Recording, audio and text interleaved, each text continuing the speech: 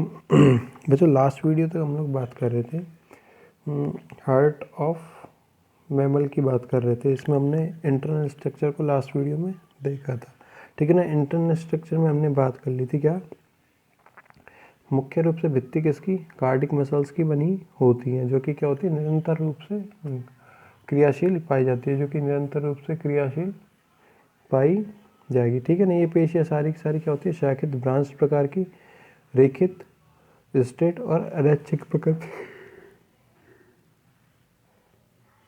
प्रकृति की होती है। इसी कारण से क्या होती है, जीवन भर काम कर सकती है बिना रुके। ओके, इसका जो भित्ति स्तर होता है, वॉल लेयर होता है, इसको हम लोग बोलते हैं मायोकार्डियम बोलते हैं। कार्डियम वर्ड हमेशा यूज में लेते हैं हम लोग हृदय के लिए, ठीक है ना।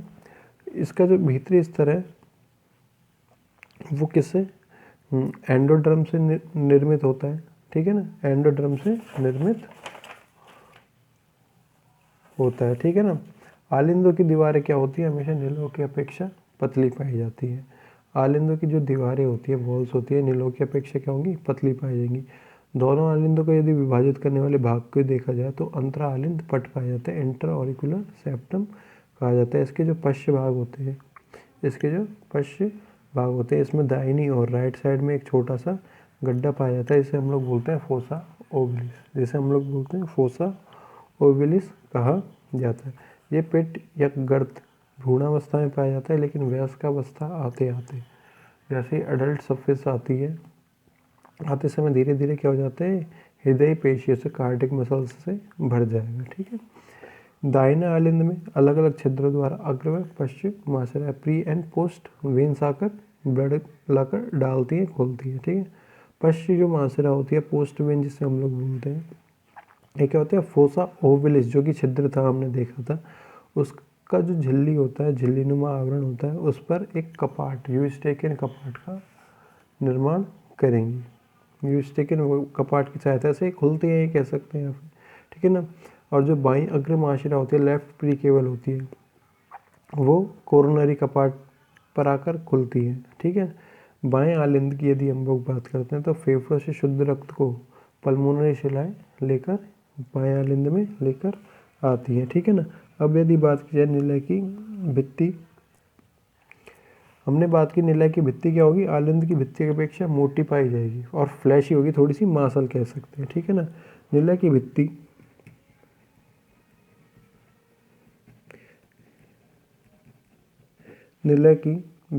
आलिंद की भित्ति की अपेक्षा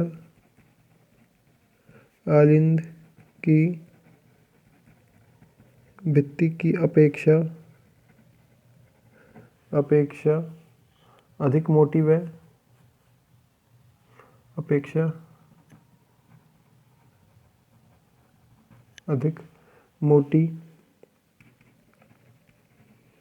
थिक एंड फ्लैशी, अधिक मोटी व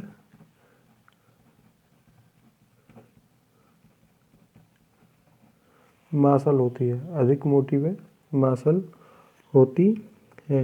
मतलब इसमें क्या है, थोड़ा सा मात्रा में क्या पाया जाता है, वसा का संचय, या कह सकते हैं प्रोटीन, कार्बोहाइड्रेट, क्योंकि इस अत्यधिक मात्रा में कार्य करती है, इसलिए थोड़ा सा निलय नीचे होते हैं, जो कि पूरी बॉडी तक रक्त को पंप करने का काम करते हैं, ठीक है। बाएं निलय की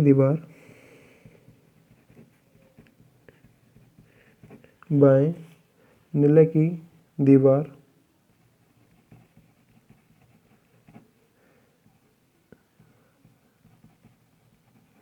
दाहिने निलय की अपेक्षा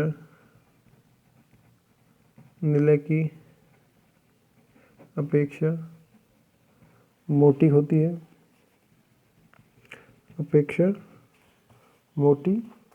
है। इसके अलावा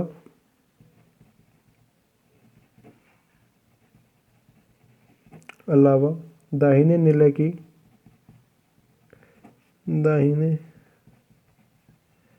निलय की गुहा कैविटी अपेक्षाकृत की गुहा बड़ी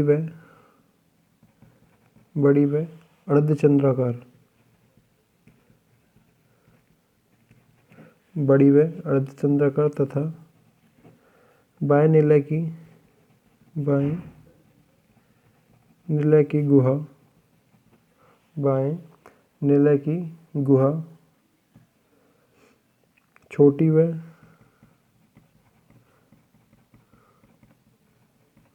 गोलाकार आकृति की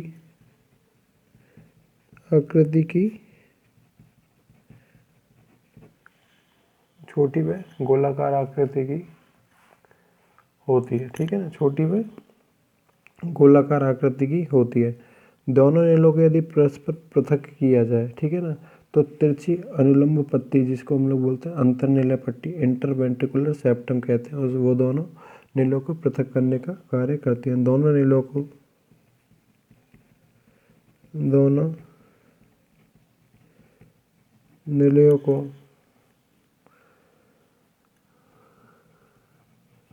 परस्पर पृथक करने वाली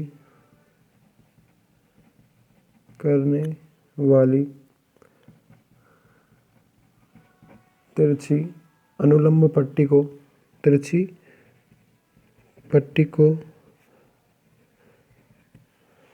अंतरानिलयी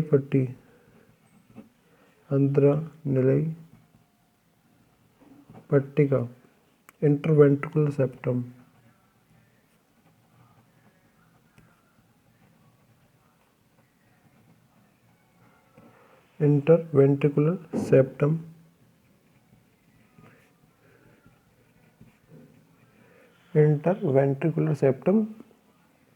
कहा जाता है। ठीक है ना, इंटरवेंट्रिकुलर सेप्टम इसे कहा जाता है।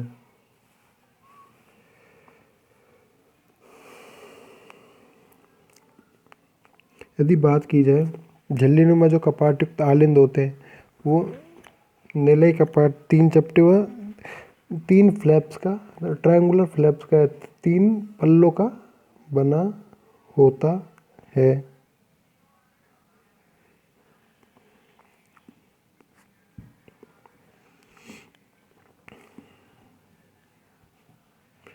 कपाटयुक्त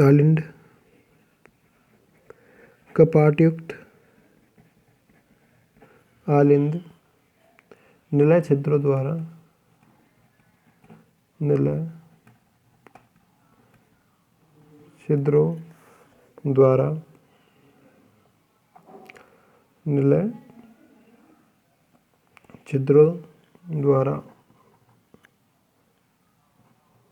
एट्रियो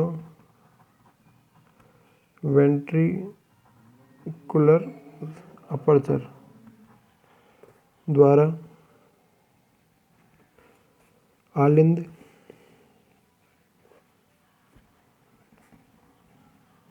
अपनी ओर के निलयों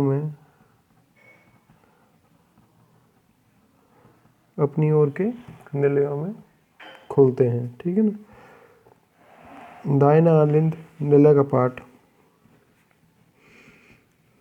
दाहिना आलिंद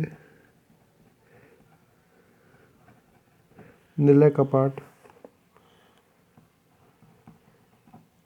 3 चपटे तथा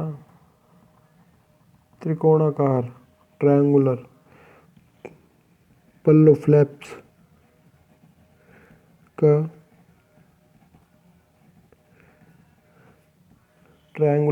का बना होता है। इसे त्रिदलीय बोल सकते हैं, ट्राइकैप्सिड वॉल्व, इसे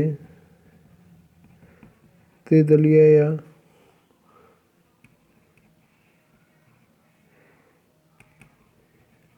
ट्राइकैप्सिड कपाट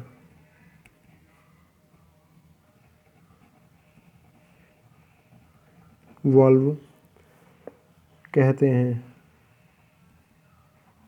ट्राइकैप्सिड वॉल्व कहते हैं। ठीक है, ट्राइकैप्सिड वॉल्व कहते हैं। अब यदि बात की जाए बाएं की, ठीक है ना, बायां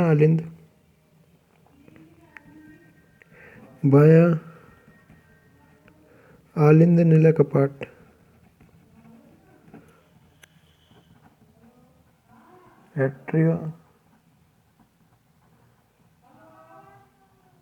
एट्रियोवेंट्रिकुलर वाल्व, केवल दो अधिक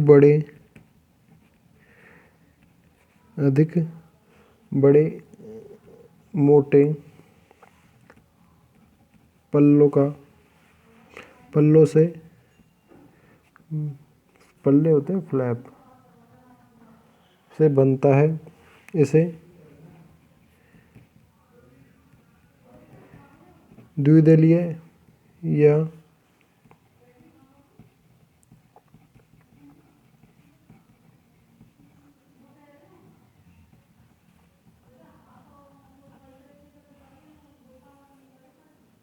बाइकैप्सिड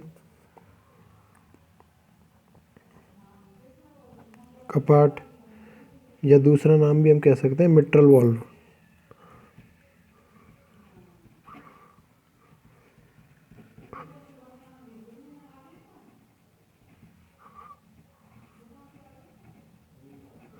मिट्रल वाल्व कहा जाता है, ठीक है ना, मिट्रल वाल्व इसे कहा जाता है। ये दोनों कपाट क्या होते हैं, हृदय में रक्त को आलिंद से निलय में तो जाने देते, किंतु विपरीत दिशा में, मतलब निलय से वापस आलिंद में नहीं आने देते।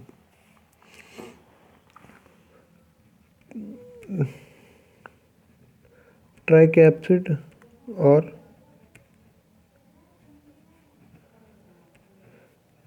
बाइकैप्सिड वाल्व रक्त को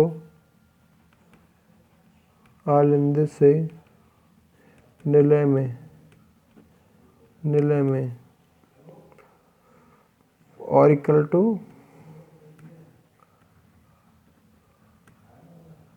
वेंट्रिकल, निलय में तो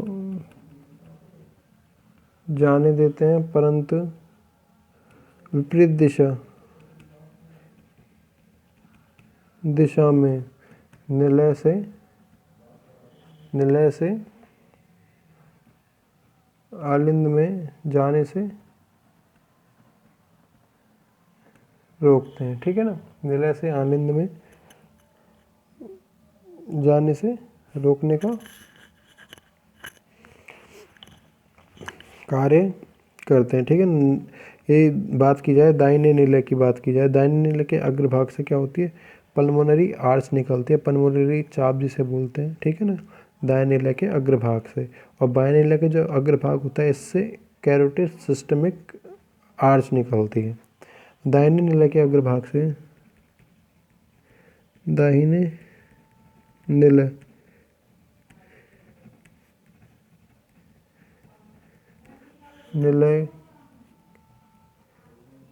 के अग्रभाग से पल्मोनरी चाप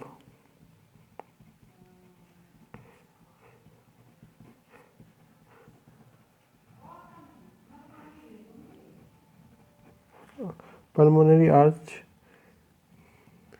तथा बाएं निलय के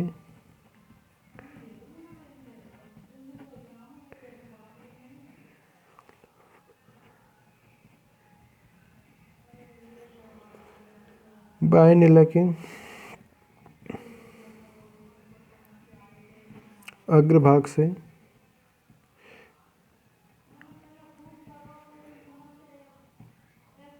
कैरोटिडिक सिस्टमिक चाप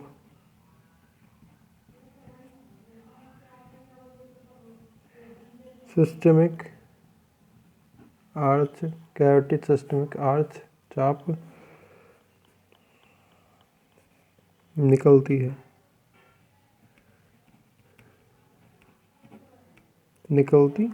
ठीक है ना। इन दोनों चापों के द्वारा क्या होता है, इन दोनों चापों के द्वार पर जो जहाँ पे ओपन होते हैं वहाँ पे क्या पाए जाते हैं, तीन छोटे छोटे क्या होते हैं, सेमी ल्यूनार वॉल्स पाए जाते हैं, अर्धचंद्राकार कपाट पाए जाते हैं, जो कि क्या करते हैं, रक्त को निलयों से तो चापों में जाने देते हैं, परंतु विपरीत दिशा में नहीं आने देते। अभी हमने बात की क्या होंगे, एक्टिव वेंट्रिकल द्वारा क्या होगा, आलिंद निलय में खुलता है, ठीक है ना। दाहिने आलिंद के और निलय के बीच में पाया जाता है ट्राइकैप्सिड, और जो बायां आलिंद और निलय होता है इसके बीच में पाए जाते हैं बाइकैप्सिड वॉल्व पाए जाते हैं, ठीक है ना। बाइकैप्सिड, ये इनका काम होता है रक्त को आलिंद से निलय में आने देना, लेकिन निलय से वापस से विपरीत दिशा में रक्त को नहीं जाने देते, ठीक है ना, रक्त को नहीं जाने देते। ये सारा का सारा काम होता है, बाकी हम लोग देखेंगे नेक्स्ट वीडियो में। Thank you.